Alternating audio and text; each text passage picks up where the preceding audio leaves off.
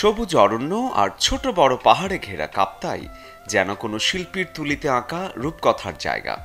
এই লেক ঘিরে প্রায় ৬ লাখ মানুষের জলকেন্দ্রিক জীবনযাত্রায় মুগ্ধ এখানে বেড়াতে আসা পর্যটকেরা।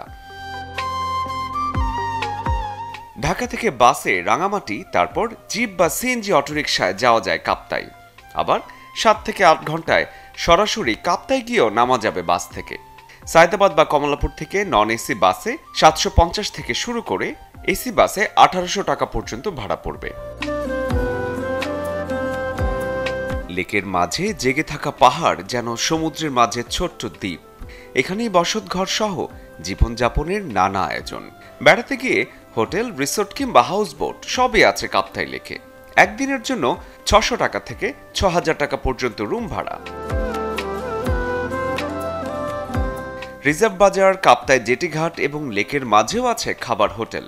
লেকের তরতাজা মাছ খাবার কথা ভুলবেন না একদম। পাশাপাশি আছে ব্যাম্বু চিকেন কিংবা স্থানীয় নানা পদ। খাবার নিয়ে টেনশন নেই একদম।